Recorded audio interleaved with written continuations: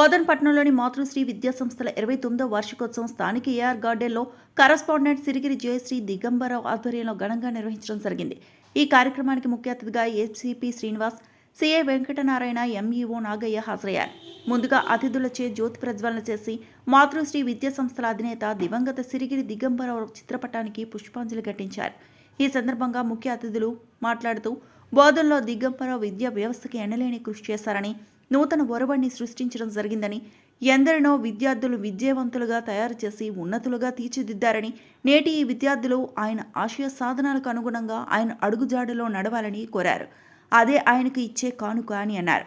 అతిథులను పాఠశాల తరపున సన్మానించారు. విద్యార్థులు చేసిన పలు సాంస్కృతిక కార్యక్రమాలు అందరినీ ఆకట్టుకున్నాయి. ఈ కార్యక్రమంలో విద్యాసంస్థల డైరెక్టర్ సిరిగిరి శశాంక్, సిరిగిరి శృతి, మేనేజర్ హనప్ప నూర్ సుభాష్, విద్యాసంస్థల ఉపాధ్యాయులు, విద్యార్థులు, తల్లిదండ్రులు తదితరులు పాల్గొన్నారు.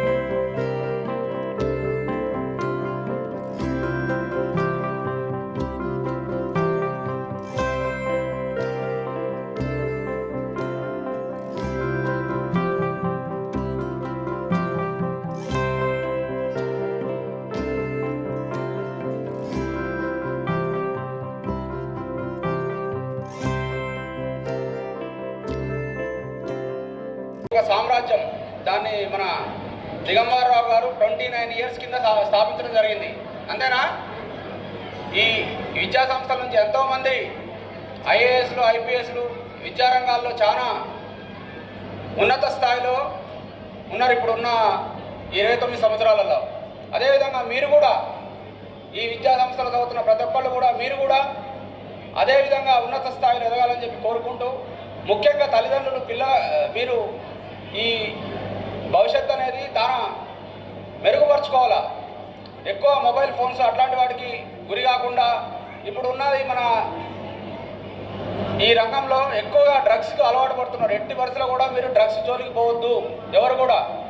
ఓకే, కంపల్సరీగా ఎవరైనా కానీ మీరు ఈ స్టేజ్లో మీరు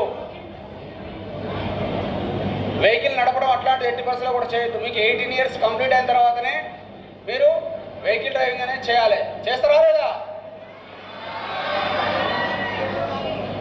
ఓన్లీ లైసెన్స్ తీసుకున్న తర్వాతనే వెహికల్ డ్రైవింగ్ చేయాలి. ఈ విద్యా సంస్థలో చదువుతున్నందుకు మీరు ఎంతో గర్వించాలి. ముందు ఈ విద్యా సంస్థలో చాలా అన్ని రంగాల్లో మీరు పేరు సంపాదించుకొని ఈ విద్యా సంస్థకి మంచి పేరు చేయాలని చెప్పి కోరుకుంటూ సెలవు తీసుకుంటున్నాను. 10వ తరగతి పిల్లలకు ఇది చివరి రోజు. పాఠశాల విద్య అనేది చివరి రోజుగా. అంటే ఇది 10 సంవత్సరాలు తరిమిన తర్వాత వాళ్ళు ఇక్కడ నేర్చుకున్నటువంటి ప్రజ్ఞా పాఠవాలు, నైపుణ్యాలు, మెలకువలు, ఉపాధ్యాయులు ఏవైతే వాళ్ళ యొక్క శాయశక్తులకు కృషి చేసి తీర్చిదిద్దడం జరిగిందో, మరి ఇక్కడ బయట ప్రపంచానికి వెళ్తున్నారు. ఇప్పుడు ఇక్కడ పాఠశాలలో ఉన్నది వేరు, ఇక్కడ ఉన్నటువంటి గురువులు అందరూ కూడా తల్లిదండ్రులతో సమానము. మరి ఇప్పుడు బాహ్య ప్రపంచానికి వెళ్తున్నారు కనుక బాహ్య ప్రపంచం అనేది చాలా విశాలమైనటువంటిది, చాలా విస్తారంగా ఉన్నటువంటిది. మరి ఇక్కడ నేర్చుకున్నటువంటి మంచి అలవాట్లు, ఆలోచనతో, మంచి స్ఫూర్తితో మీరు ముందుకెళ్ళినట్టయితే మీరు ఈ యొక్క ఉన్నత శిఖరాలు అధిరోహిస్తారు. ఇందాక సార్ గారు ఇక్కడ మరి సిఐ గారు అన్నారు, మంచి విద్యను అభ్యసించండి, మంచి ఆఫీసర్ క్యాడర్లు. ఇప్పుడు ఇక్కడ ఉన్నటువంటి వేదిక పైన ఉన్నటువంటి పెద్దలందరూ కూడా ఆఫీసర్స్ క్యాడర్లు ఉన్నటువంటి వాళ్ళందరూ కూడా మీరు ఐఏఎస్ ఆఫీసర్స్ కండి, దేశం యొక్క పురోగతికి పాటుపడండి. అదేవిధంగా మీ యొక్క తల్లిదండ్రుల యొక్క కీర్తి ప్రతిష్టలు తీర్చిదిద్దేటట్టుగా మీరందరూ తయారు చేయాలని నేను ఉపాధ్యాయులను కోరుతూ, అదేవిధంగా విద్యార్థులు కూడా మీరు ఏవైతే ఇక్కడ నేర్చుకున్నారో మీ యొక్క గురువుల యొక్క పేర్లు ప్రతిష్టలు కూడా బయట చెప్పుకునే విధంగా, నేను ఫలానా ఉపాధ్యాయుల దగ్గర నేను చదువుకున్నాను, మా దిగంబర్ సార్ ఈజ్ గ్రేట్, మా పాఠశాల గ్రేట్ అన్నటువంటి విధంగా విద్యార్థులు ప్రతి ఒక్కరు తెలియజేసేటట్టుగా ఉండాలి. అప్పుడే మీ పాఠశాల సార్థకమవుతుంది. నేను ఎక్కడో ఇదో చదివినా, ఏదో వాళ్ళు చెప్పి నేను చదివినా, ఇంత నేర్చుకున్నా అన్నది కాదు. పాఠశాలలో చదివినప్పుడు మనం ఏ సాధించడం, మన అంతిమ లక్ష్యం ఏంటిది, మనకు ఎటువంటి అభిరుచి కలిగి ఉన్నది, అటువంటి దాంట్లో పటిష్టత అన్నది పూర్తిగా నైపుణ్యాన్ని మీరు సాధించండి. ఆ విధంగా అందరితో మీరు మన్నలు పొందుతున్నప్పుడు మరి పాఠశాల యొక్క మరి ఆయన యొక్క కీర్తి ప్రతిష్టలు అనేటివి దశ దిశలా వ్యాపిస్తాయి. మరి అందరూ కూడా మరి మంచి మన్నలతోని విద్యార్థులు కూడా తీర్చిదిద్దడానికి సహకరిస్తారు. మరి అదేవిధంగా మరి నాకు ఈ విద్యతో పాటు ఒక మండల విద్యాధికారిగా నేను ఆశిస్తున్నట్టు ఏంటంటే, విద్యార్థుల యొక్క తల్లిదండ్రులు చాలా కష్టపడి ఎన్నో కష్టవష్టాలను ఓర్చి ఫీజులు కట్టి మీ దగ్గర చదివిస్తున్నారు. ఆ పిల్లల దగ్గరలో ఉన్నటువంటి లెర్నింగ్ అవుట్కమ్స్ ఏమొస్తున్నాయి, రేపు సమాజంలోకి వచ్చిన తర్వాత ఏ విధంగా తయారవుతున్నాడు అన్నది మీ పైన ఆధారపడినది. మంచి సరుకును బయటకు తీసుకునే విధంగా మనం తయారు చేయాలి. మేలైనటువంటి విద్యార్థులను బయట ప్రపంచంలోకి పంపాలి. ఆ విధంగా ఆ కార్యదీక్షతోని, ఆ పట్టుదలతోని మరి విద్యార్థులను తయారు చేస్తూ మరి బాహ్య ప్రపంచానికి పంపాలని, అదేవిధంగా 10వ తరగతి విద్యార్థులు ఇప్పుడు ఎవరైతే those are going to write, so all the best to you. No need to fear. Exams అనేటివి భయపడాల్సిన అవసరం లేదు. ఎగ్జామ్ గురించి ఏమాత్రమో ఆ ఫోబియా అనేది మైండ్లోకి వెళ్ళి తీసేసేయండి. Whatever you want to interpret it, what you are read, what the teachers have told you, that you interpret on the paper, that's enough. నాకు చాలా మంచి మిత్రుడు, వారు లేకపోవడం చాలా బాధాకరము. నేను బోధన వచ్చినప్పుడు నేను 2024లో కూడా నేను ఈ మాతృశ్రీ విద్యా సంస్థలో ఇట్లా చీఫ్ గెస్ట్గా పిలిచారు. అప్పుడు కూడా వచ్చాను. అప్పుడు వారితోటి చాలా సన్నిహితంగా చాలా మంచిగా ఉండేవాళ్ళము. కానీ వారు లేకపోవడం చాలా దురదృష్టకరం. అదేవిధంగా ఈ సంస్థని మేడం తర్వాత వారి పిల్లలు వారు లేకపోయినా కూడా వారు ఉన్నట్టు ధీటుగా ఈ విద్యా సంస్థలను నడుపుతున్నారు. వారందరిని కూడా నేను వారి కంగ్రాచులేషన్ చెప్తా ఉన్నాను. మా దిగంబర్ గారు ఉన్న ఏ విధంగా వారు ఉన్నప్పుడు ఏ విధంగా విద్యా సంస్థలు నడిచాయో ఇప్పుడు కూడా అదే విధంగా నడుస్తూ ఉన్నాయి.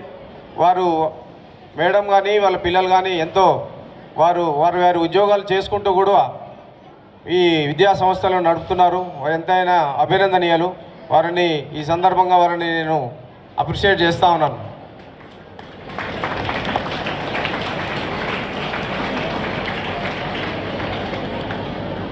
దిగంబర్ గారు దాదాపు ఒక 30 సంవత్సరాల క్రితం 29 సంవత్సరాలు 30 సంవత్సరాల దగ్గరలో వారు బోధన్ పట్టణంలో విద్యా సంస్థలు మాతృశ్రీ విద్యా సంస్థలు నెలకొల్పారు.